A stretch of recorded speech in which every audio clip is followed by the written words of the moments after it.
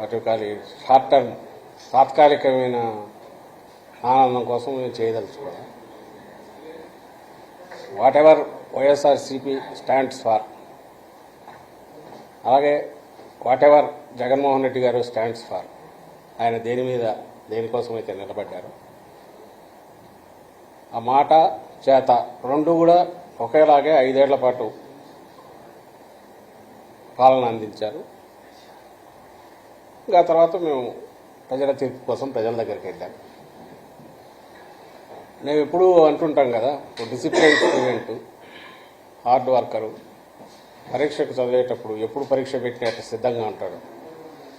అలాగే ఏదో 4 క్వశ్చన్లు చూసుకొని పోయి అవి వస్తే బయటపడదాం లేకపోతే కాపీలు కొడదామని కాకుండా హార్డ్ వర్క్ నమ్ముకొని, ఈ కేసులో ప్రజలు నమ్ముకొని ప్రజల కోసం నిలబడి చేశాక పరీక్ష రాశాక 100% టార్గెట్ పెట్టుకుంటాం, 100% రావాలని కోరుకుంటాం, అట్లే రాస్తారు కూడా. అలాగే ఇక్కడ కూడా అదే చేశాం.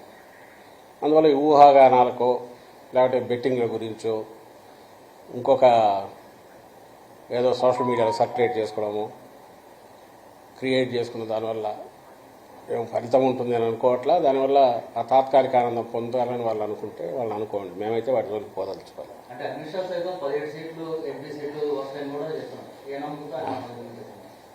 బహుశా బీజేపీ వాళ్ళు ఎవరు మాట్లాడినా, ఇంక్లూడింగ్ ఆయన అమిత్ షా గారితో సహా, ఈ మనది 4th ఫేజ్లో జరిగింది, 7 phases. వాళ్ళకి అక్కడ నార్త్లో ఏదో ఇదవుతుంది అనేది ఊహాగానాలు నడుస్తున్న నేపథ్యంలో మాకు సౌత్లో బ్యాలెన్స్ అవుతుందని చెప్పుకోవడానికి లేదా అక్కడ ఓటర్లను ఇంప్రెస్ చేయడానికి ఆ ప్రచారం చేసుకుంటున్నారేమో నాకు తెలియదు. కానీ ఎందుకంటే బ్యాలెట్ బాక్స్లో ఈవీఎంలో అన్ని నిక్షిప్తమైనాక ఇంకా దాని గురించి ఊహాగానాలతో ఇప్పుడు అవసరమేముంది. ఆయన ఆ మాట అంటున్నాడంటే బహుశా ఈ 3 ఫేజుల మీద దాని ఇన్ఫ్లుయెన్స్ ఉంటుందని ఆయన కానీ ప్రధాని కానీ అనుకుంటుండొచ్చు, లేదా ఆ పార్టీ నాయకులు అనుకోవచ్చు. కూటమిలో ఉన్నారు కాబట్టి ఇక్కడ మేము వస్తాము, ఇక్కడ ఎన్ని సీట్లు వస్తున్నాయంటే మిగిలిన చోట్ల ఓటర్ కూడా ఎలాగో వీళ్ళే గెలుస్తారు, బీజేపీ కూటమి వస్తుంది, ఎన్డీఏ కూటమి వస్తుంది అని అనుకుని అక్కడ కూడా ఓట్లు వేస్తారని వాళ్ళ ఆశ కావచ్చు. అంతే తప్ప దానికి అంతకుమించి పెద్ద వాల్యూ ఉంది అని నేను అనుకోను.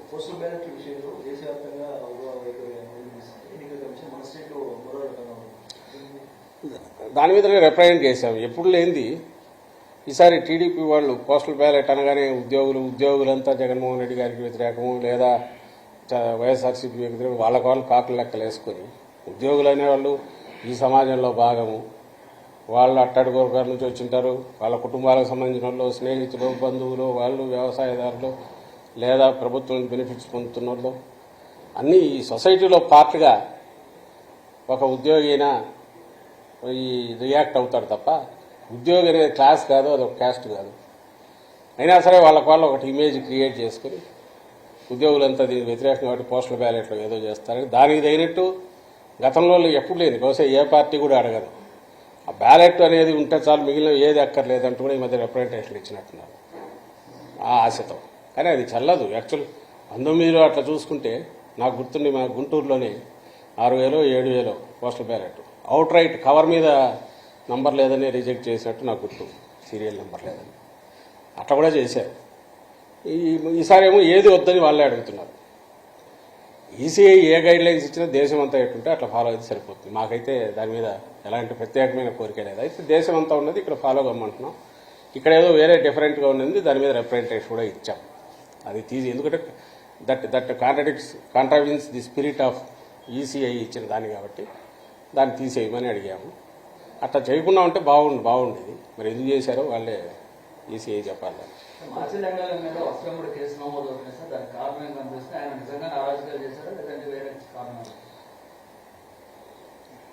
ఇప్పుడు మీరు గమనిస్తే గత 10-15 రోజులుగా అసలు అక్కడ ఏం జరుగుతుంది మాచర్ల అంటే మాచర్ల సెంట్రిక్గానే మొత్తం ఎల్లో మీడియా కానీ ఆ పార్టీ కానీ టీడీపీ కానీ నడుపుతున్నారు, ఒక ఎమ్మెల్యేని టార్గెట్గా పెట్టుకొని. ఈ నేపథ్యంలో 2 చెప్పాలి. ఒకటి, ఎన్నికల కమిషన్ అనేది ఏదైతే అంపైరింగ్ రోల్ చేయాలి, ఇక్కడ ఒక నిష్పక్షపాతంగా అటు ఇటు సైడ్ తీసుకోకుండా చేస్తుందనే మా ఆశ, చేయాలనే మా కోరిక. అందుకోసం ఎప్పుడైతే ఎన్నికల కోడ్ వచ్చినప్పటి దగ్గర నుంచి కూడా మీరు గమనిస్తే మా పార్టీ కానీ అధికారంలో ఉన్నప్పటికీ ముఖ్యమంత్రి గారితో సహా డిస్టెన్స్ అయ్యాం అక్కడికక్కడ. అలాగే ఏ నిర్ణయం తీసుకున్నా కూడా మీ ఇద్దరికి సమానంగా ఉండే రకం ఏది తీసుకుంటున్నా కరెక్ట్ అనుకుంటున్నాం. కానీ దురదృష్టవశాత్తు ఈ ఎన్డీఏని కూటమి ఫామ్ అయినప్పటి నుంచి ఆ తర్వాత పైన ఎక్కడైతే సెంటర్లో బీజేపీ ఉన్నదో అంత పొత్తు పెట్టుకున్నప్పుడు నుంచి ఎన్నికల కమిషన్కు ఆ బాబు దోమపోట్లాగా బాబు కాటో లేక బాబు వైరస్ ఏదో సోకినట్టుంది, ఇన్ఫెక్షన్ వచ్చిందేమో అని అనిపిస్తుంది. అది ఎంతవరకు పోయిందంటే ముందు అనుమానంగా ఉండేది, ఇప్పుడు నిజమని కూడా అనిపించే రకంగా ఎన్నికల కమిషన్ వ్యవహరిస్తున్న తీరు. ఇప్పుడు ఆల్ ప్రాక్టికల్ పర్పసెస్ ప్రభుత్వాన్ని ఎవరు నడుపుతున్నారంటే ఎన్నికల కమిషన్ నడుపుతోంది, ఆంధ్రప్రదేశ్ ప్రభుత్వాన్ని కాదు, ఎక్కడైనా సరే. అది ఎంత జోక్యం చేసుకుంటోంది ఇప్పుడంటే, ఇప్పుడు మీరన్న ఈ కేసుకు సంబంధించి మాచర్ల కేసులో కూడా అది కనిపిస్తుంది. అక్కడ ఆ రోజు ఈవీఎంకి జరిగిన సంఘటన ఏదైతే ఉందో దాని మీద మీరు పోవడానికి అసలు వీడియో ఎక్కడి నుంచి వచ్చింది దాన్ని లేదు. అలాంటి వీడియోలు మిగిలినవి ఎందుకు రిలీజ్ చేయాలంటే వాటిని రిలీజ్ చేయదు ఎలక్షన్ కమిషన్. నువ్వు నిష్పక్షపాతంగా వ్యవహరిస్తున్నావు అంటే ఎక్కడెక్కడ ఈవీఎంలు డ్యామేజ్ అయినా ఉన్నాయో అవన్నీ బయట పెట్టాలి. బయట పెడుతూ దానికి ముందు తర్వాత జరిగినవి ప్రెమిసెస్లో ఏం జరిగిందో కూడా బయటకు రావాలి. అది ఎందుకు చేయట్లా? ప్లస్ ఆ వీడియో బయటకు వచ్చింది ఎట్లా వచ్చింది? వీడియో బయటకు వచ్చిందంటే మాకు తెలియదు, సంబంధం లేదనడం కాకుండా ఇమ్మీడియట్ సీరియస్ కేసు పెట్టాలా లేదా? కేవలం ఎన్నికల కమిషన్ ఆధ్వర్యంలో ఉంది కాబట్టి మిమ్మల్ని అడుగుతాం. ప్రభుత్వం ఆధ్వర్యంలో ఉంటే మమ్మల్ని ఎట్లయితే అడిగేవాళ్ళు, ఇప్పుడు ఎన్నికల కమిషన్ ఆధ్వర్యంలో అన్ని వ్యవహారాలు నడుస్తున్నాయి కాబట్టి ఎన్నికల కమిషన్ అడుగుతాం. అడిగాం, సమాధానం లేదు. అదే మాచర్ల కాన్స్టిట్యున్సీలో ఇంకా 5-6 చోట్ల ఈవీఎంలు డ్యామేజ్ అయ్యాయి అన్నారు. మరి అవన్నీ ఎందుకు బయటకు ఫీడ్ రిలీజ్ చేయట్లా? ఇదే పాల్వాయి గేట్ ఎక్కడ అంటున్నారు, బయట వీడియోలు మేము చూపించాము, ఎన్నికల కమిషన్కి ఇచ్చాము, ప్రెమిసెస్లో అడ్డంగా కొడుతున్నారు. న్యూట్రల్ ఓటర్స్ కానీ, వైఎస్ఆర్సీపీ ఓటర్స్ కానీ, లేకపోతే ఎస్సీ బీసీ మైనారిటీలకు చెందిన ఓటర్లను కానీ రానివట్ల టీడీపీ వాళ్ళు అడ్డంగా కొడుతున్నారు. ఈ కొడుతున్న వాటన్నిటి గురించి దాని గురించి ఏం తీసుకున్నారు? అన్నిటికంటే ముఖ్యంగా ఎవరు రీపోలింగ్ అడుగుతారు? బాధితుడు అడుగుతాడు. ఎందుకు టీడీపీ అడగట్లా? ఎందుకంటే వాళ్ళు కంఫర్టబుల్గా ఉంది కాబట్టి, గుద్దుకున్నారు కాబట్టి, అడ్డంగా వేసుకున్నారు కాబట్టి, రిగ్ చేసుకున్నారు కాబట్టి వాడు అడగట్లా. అఫెక్ట్ అయినారు కాబట్టి మా వాళ్ళు అడుగుతున్నారు. దానికి ఆన్సర్ ఇవ్వాలంటే నువ్వు అన్ని వైపులో చూస్తే తప్ప ఆన్సర్ ఇవ్వలేనప్పుడు ఏకపక్షంగా పోయి కేసు పెట్టి దాని మీద ఇంటీరియం బెయిల్ తెచ్చుకొని అంతవరకు ఎన్నికలు అయ్యేంతవరకు కూడా ఏ యాక్షన్ తీసుకోవద్దని కోర్టు నుంచి తెచ్చుకుంటే, కోర్టును కూడా మోసం చేసే రకంగా కోర్టు డైరెక్షన్ వచ్చిన తర్వాత పాత కేసులు తీసి దాంట్లో మళ్ళీ ముద్దాయిగా పెట్టి 307 పెట్టి ఓ సిఐ 10 రోజులు ఎక్కడి నిద్రపోతున్నాడండి వాడు సిఐ? అతనికి అప్పుడే దెబ్బ తగిలింటే అప్పుడే కదా కేసు ఇది కావాలి. 307 ఇప్పుడు ఎట్లా వచ్చింది? అది పెట్టి అది కూడా ఇప్పుడు కోర్టుది వచ్చిన తర్వాత మళ్ళీ 3 కేసులు ఉంటాయి అంటే వస్తే అరెస్ట్ చేయాలి. ఈరోజు దాంట్లో కూడా ఇచ్చినట్టుంది. మళ్ళీ పెడతామో తెలియదు ఇంకొన్ని కేసుల్లో. ఈ విచ్ హంటింగ్ కానీ లేదంటే విండిక్టివ్ కక్ష సాధింపుతో కానీ ఎన్నికల కమిషన్ పోవాల్సిన అవసరం ఏమొచ్చింది? దానికి ఎన్నికల కమిషన్ పరిధిలో పనిచేస్తున్న ఇప్పుడు పోలీసు యంత్రాంగం ఎందుకు పోతుంది? ప్రజలు ఆలోచించాలి దీని గురించి. ఇంతకంటే క్లాసిక్ కేసు ఎక్కడైనా ఉంటుంది, మేము వేగ్గానే అట్లా. రెండవది, ఆ సిఐ తరఫున ఒక అనాథరయుడు ప్రైవేటు ఒక అడ్వకేట్ లాయర్ వచ్చేసి తను రిప్రజెంట్ చేస్తారు గవర్నమెంట్ దీని నుంచి. ఎవరు పర్మిషన్ ఇచ్చారు? ఎట్లా వచ్చాడు తెలియదు. అసలు ఎంతవరకు పోతున్నారంటే బెయిల్ ఇచ్చిన తర్వాత అతను నర్సరావుపేటకు వస్తే అక్కడికి కోర్టు గైడ్లైన్స్ కూడా చెప్పింది, నర్సరావుపేటలో ఉండు, కిందికి పోవద్దని. అక్కడ అతనికి సర్వేలెన్స్ పెట్టండి అంటే మేము సర్వేలెన్స్ పెట్టడానికి అతను ఇక్కడ లేడు కాబట్టి అతను పిలిపించండి, మేము సర్వేలెన్స్ పెట్టాలి కదా అంటే అది వయలేషన్ అంట. ఏమన్నా అర్థం ఉందండి ఇది? అంటే ఆ ఎక్స్టెంట్కి ఎందుకు పుష్ చేస్తున్నారు? పోనీ అందరి మీద ఇదే చేస్తున్నారా? మరి తాడిపత్రిలో నాకు తెలిసి ఆ అభ్యర్థి మీద ఇంకా కేసులు ఉన్నట్టున్నాయి. వాడి జోలికి పోవట్లా. అక్కడ నాన్ అవైలబుల్ పెట్టచ్చు కూడా చేసి అక్కడ చేయట్లా. ఒక్క మాచర్ల మీదే ఇది పెడుతుంది. ఇంకా అనుమానాలు రావా? అనుమానాలు రావడం ఏంది? రుజువు కావట్లేదు. అక్కడ పూర్తిగా కక్ష సాధింపుతో చంద్రబాబు ఎట్లంటే ఆయన రిమోట్ కంట్రోల్తో ఆయన కానీ ఆయనకు కావాల్సిన వాళ్ళు కానీ ఆ పార్టీ నాయకులు కానీ అన్నదానికి తగినట్టే ఎన్నికల కమిషను లేదా దాని ఆధ్వర్యంలో పనిచేస్తున్న పోలీసు యంత్రాంగం కానీ ఇతర అధికారులు కానీ పనిచేస్తున్నారేమో, వ్యవహరిస్తున్నారేమో అని ఖచ్చితంగా అనిపిస్తుంది. సో ఈరోజు రాలా నిజంగా ఈవీఎం డ్యామేజ్. పోనీ పిఓ ఏమైనా రాశాడా? PO log book main criteria అయినప్పుడు, ప్రాతిపదిక అయినప్పుడు పోలింగ్ ఆగిందని కానీ ఇంకోటని రాశారు. మరుసటి రోజు కేసు పెట్టారు అన్ఐడెంటిఫైడ్ అని కానీ లేదా పాల్వాయి గేట్ విషయం. దాంట్లో లాగ్ బుక్లో రాలే కదా, అదే కదా యాడ్ స్టిక్ మీకు. ఒక వీడియో, పోనీ ఆ వీడియో నువ్వే ఒప్పుకుంటున్నావు, ఈసీ మాకు తెలియదు అది ఎట్లా బయటకు వచ్చిందని. మరి ఒరిజినల్ ఏముంది, రిలీజ్ చేయి. దాంతోపాటు మిగిలిన 6, 7 అన్నీ రిలీజ్ చేయి, తెలిసిపోతుందిగా ఏం జరిగింది అక్కడ. మరి అక్కడ కూడా అదే న్యాయం అప్లై చేయాలిగా. పోనీ సహజ న్యాయం ప్రకారం చూసినా రీపోలింగ్ అడిగిన వాడు టీడీపీ ఎందుకు రీపోలింగ్ అడగట్లేదు? ఎందుకంటే కంఫర్టబుల్గా ఉంది కాబట్టి. మా అభ్యర్థి ఎందుకు అడిగాడు? అన్యాయం జరిగిందని కాబట్టి. ఏ రకంగా చూసినా, కామన్ సెన్స్తో ఆలోచించిన, రూల్ బుక్ ప్రకారం చూసినా, ఏ రకంగా చూసినా కూడా తప్పుడు దీంట్లోనే ఎన్నికల కమిషన్ కానీ ఆ అధికారులు కానీ పోయినారని స్పష్టంగా కనపడుతున్నప్పుడు మా డిమాండ్ మళ్ళీ తెచ్చుతున్నాం. ఇప్పటికైనా సరే ఎక్కడెక్కడ ఈవీఎం డ్యామేజ్ మొత్తం అంతా ఇవ్వండి. అలాగే ప్రెమిసెస్లో జరిగిన గొడవలు కానీ, మా వాళ్ళని తరిమి కొట్టినవి కానీ, అలాగే లా అండ్ ఆర్డర్ బయట జరిగినవి వీడియోలు వేసి చూపిస్తున్నాం, పట్టించుకోవట్లేదు. ఇచ్చాము ఈసీకి వాటి మీద కదా. ఏవైతే భయభ్రాంతులను చేసే ఓటర్లను ఆడకుండా అవన్నీ కూడా ఎన్నికల ప్రాసెస్ని దెబ్బతీసినట్టే కదా. మరి వాటి మీద ఏం కేసులు పెట్టారు, ఏం యాక్షన్ తీసుకున్నారు?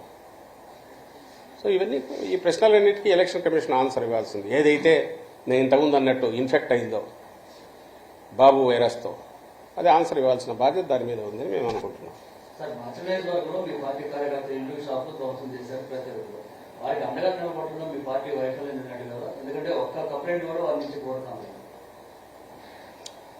ఎక్కడక్కడ ఎవరినన్నా ఉండనిస్తున్నారా? ఓ టెర్రర్ క్రియేట్ చేశారు. టెర్రర్ చిత్రంగా ఏంటంటే ఎవరైతే ప్రొటెక్ట్ చేయాలనో వాళ్లే క్రియేట్ చేశారు. ఊళ్ళు వదిలిపోవాల్సి వస్తుంది. నాయకులందరినీ ఏదైనా హౌస్ అరెస్ట్ అన్నా చేస్తున్నారు, లేదా కేసులు అడ్డంగా కేసుల్లో అన్నా బుక్ చేస్తున్నారు. ఈరోజు కేసులు చూసినా ఇప్పుడు పోలింగ్ అయిపోయిన తర్వాత ఇప్పుడు బైండ్ ఓవర్ చేయడం కానీ, బైండ్ ఓవర్ రౌడీ షీట్లు ఇప్పుడు ఓపెన్ చేస్తున్నారు. పేర్లు ఇక్కడ నుంచి ఎక్కడెక్కడ టీడీపీ ఆఫీస్ నుంచి పోతే వైఎస్ఆర్సీపీకి సంబంధించిన వాళ్ళకి చేసేస్తున్నారు. దాని గురించి అది చాలా న్యాయబద్ధంగా జరుగుతుందని చెప్పడానికి ఆ ఎల్లో మీడియా రెడీగా ఉంది. వీడు బ్యానర్ వేస్తాడు, పద్దనే దాని మీద ఒక కేసు తయారవుతుంది, కొన్ని సెక్షన్లు పెడతారు. ఇంకో పక్క అన్యాయం జరుగుతుందని వాళ్ళే రాస్తారు.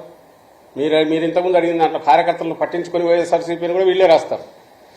అసలు పట్టించుకోవడానికి అక్కడ ఎవడన్నా ఉండే పరిస్థితి రాకుండా అడ్డంగా వెంటబడి టెర్రర్ క్రియేట్ చేసేది వీళ్ళే చేస్తారు, తమ చేతుల్లో ఉన్న అధికారులను వాడుకొని. ఈ అంతా కూడా ఈ షార్ట్ టైం. నేను మళ్ళీ చెప్తున్నది, తాత్కాలికంగా 4 రోజులే. ఈ 4 రోజుల తర్వాత మళ్ళీ ఎలాగో రిజల్ట్స్ వస్తాయి. జగన్మోహన్ రెడ్డి గారు మళ్ళీ ప్రమాణ స్వీకారం చేస్తారు. ప్రమాణ స్వీకారం చేసిన తర్వాత ఇవన్నీ రికార్డు చేసి చూసుకుంటాం ఎక్కడెక్కడ అన్యాయం. మేము అన్యాయం ఎవరికి చేయదలుచుకునే పార్టీ కాదు. మీ చంద్రబాబు నేను ఎప్పుడు చెప్తుంటాను, ఆయన లాస్ట్ టైం ఎన్నికల కమిషన్ మీదకి దాడికి ఎట్లా పోయినాడనేది చూస్తే జగన్మోహన్ రెడ్డి గారు వ్యవహరించే తీరు ఎంత ఎక్సెప్షనల్గా ఉంది అనేది కూడా అందరూ గమనిస్తారు. ఈయన ఎప్పుడు ఆ డిస్టెన్స్ మెయింటైన్ చేస్తున్నాడు, మా పార్టీ అది మెయింటైన్ చేస్తుంది. But at the same time ఎన్నికల కమిషన్ నిష్పక్షపాతంగా వ్యవహరిస్తుందని ఆశించిన ఎన్నికల కమిషన్ లేదా దాని ద్వారా ఆదేశాలు చెప్పి అధికార యంత్రాంగాన్ని దగ్గరికి తెచ్చుకొని టీడీపీ వ్యవహరిస్తున్న తీరు వల్ల ఏదైతే పరిస్థితి క్రియేట్ అవుతుందో, ఈ నేపథ్యం దీనికి సంబంధించిన దాన్ని ఢీకొనాలంటే, తట్టుకొని చేయాలంటే అసలు మనుషులు అక్కడ నిలబడి ఎవరైనా సొలైజ్ చేయడమో, వాళ్ళని పరామర్శించడమో, అసలు బాధితులు బయటకు వచ్చి చేసేటట్టు ఉండే పరిస్థితి ఉందా? వన్ సైడ్ అటు సైడ్ తీసుకున్నారు. అధికార వ్యవస్థ అటు సైడ్ తీసుకుంది, ఎన్నికల కమిషన్ బ్లెస్సింగ్స్ దానికి ఉన్నాయి. దాంతో వస్తున్న ఇబ్బంది వల్ల ఏమి చేయలేని ఇది వస్తుంది. కానీ 4 రోజులు అన్నీ సెట్ అవుతాయి. ఐ థింక్ బాధితులు కూడా ఈ విషయంలో వాళ్ళకు అండగా పూర్తి పార్టీ ఉంటుంది. ప్రభుత్వంలోకి వచ్చిన తర్వాత వాళ్ళ గురించి కూడా ఖచ్చితంగా పట్టించుకుంటామని అయితే హామీ ఇస్తుంది.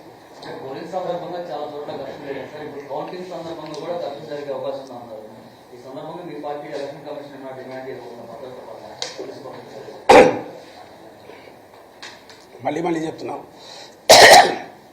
నిష్పక్షపాతంగా ఉంటే సరిపోతుంది, ఏం అక్కర్లా. కౌంటింగ్ అనేది కొన్ని గంటల ప్రక్రియ. మేము అనవసరమైన భయాలు ఇచ్చేయదలుచుకోలే. మేము భయపడుతున్నామని మేమని చెప్పాలి. ఎందుకంటే అపోజిషన్లో ఉన్నప్పుడే డీల్ చేశాం.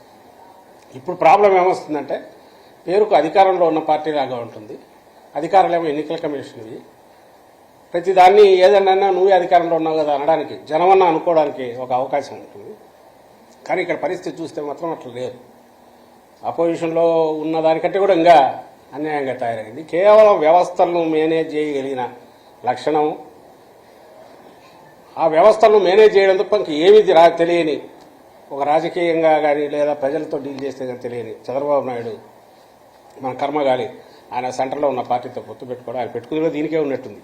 అన్ని రకాల అడ్డదారుల్లో ఏమేం చేయొచ్చు, అధికారులను ఎట్లా మేనేజ్ చేయొచ్చు, వ్యవస్థలను ఎట్లా మేనేజ్ చేయొచ్చు, వాళ్ళ ద్వారా వచ్చేయచ్చు అనే దాంతోనే పొత్తు కూడా పెట్టుకున్నట్టున్నాడు. దానివల్ల వస్తున్న ఈ పరిస్థితి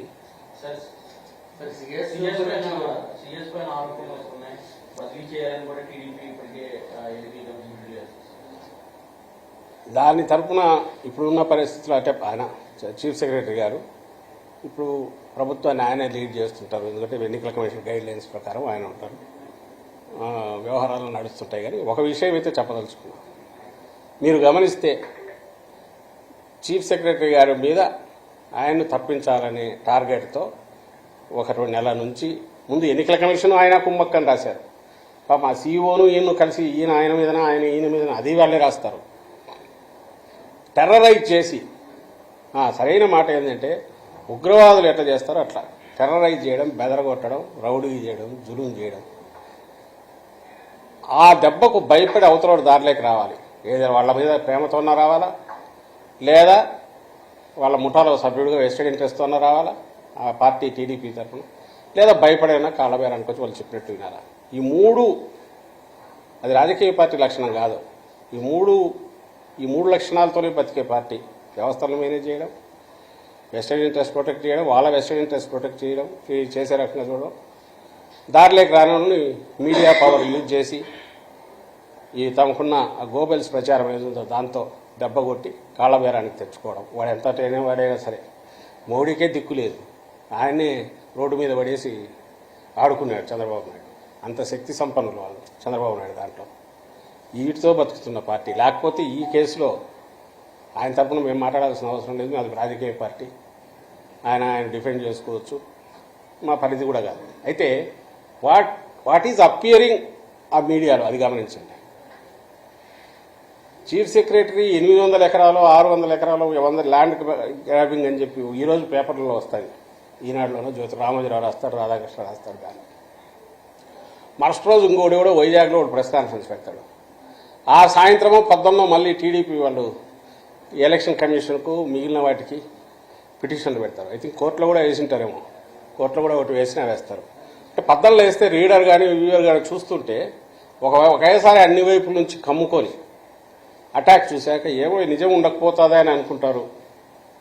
ఈరోజు క్యారెక్టర్ అసాసినేషన్ అయిపోయి ఈజ్ ఇట్ పాసిబుల్ 400 ఎకరాలు 500 ఎకరాలు ఒక అడ్డంగా తీసుకోవడము 10 రోజుల్లోనూ 100 రోజుల్లో సాధ్యమా?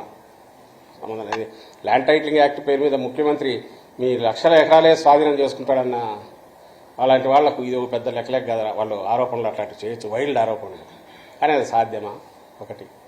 రెండవది, ఒకవేళ అదేదైనా ఆరోపణలు దానికి ఇప్పుడు చీఫ్ సెక్రటరీ ఎన్నికల సమయంలో ఉండకూడదు అనడానికి ఏం సంబంధమో ఎవరికి అర్థం కాదు.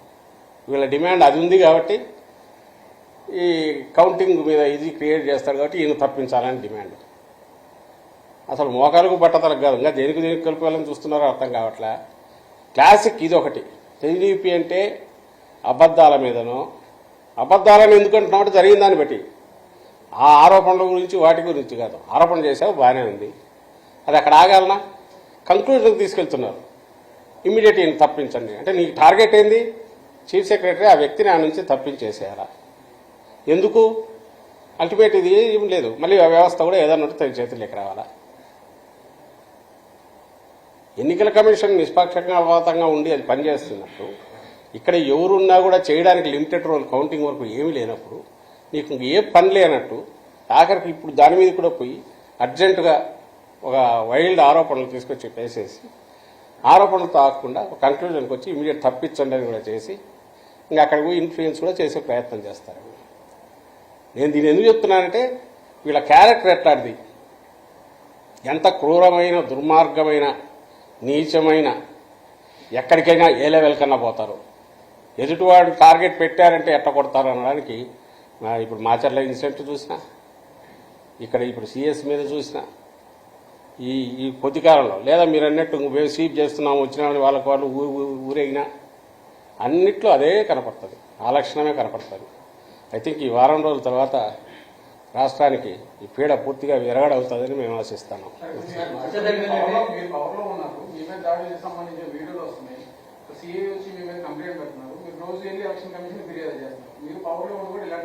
నేను ఇంతకుముందు అన్నా కదా, జనం అదే అనుకుంటారు, వీళ్ళే కదా పవర్లో ఉండేది.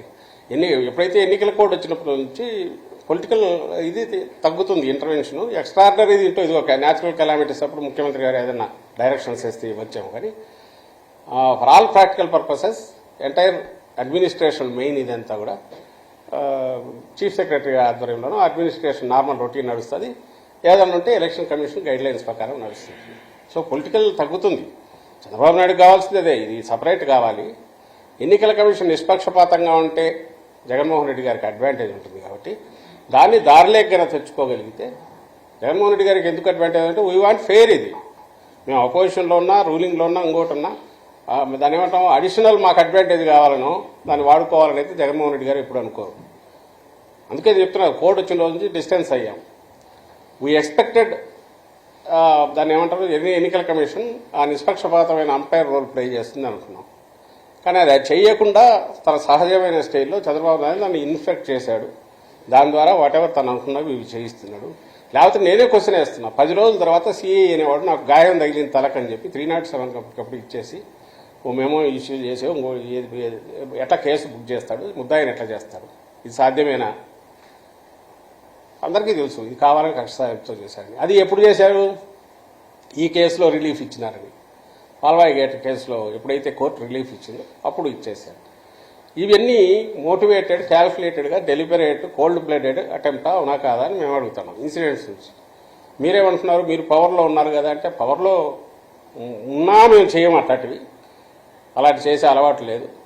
ఇప్పుడు మేము కాదు ఉండేది పవర్లో, ఎన్నికల కమిషన్ ఉంది. అందుకే దానికే వెళ్ళి అయ్యా దేవరాన్ని రిప్రజెంట్ చేసుకుంటున్నాం, కాకపోతే కోర్టుకు పోతున్నాం.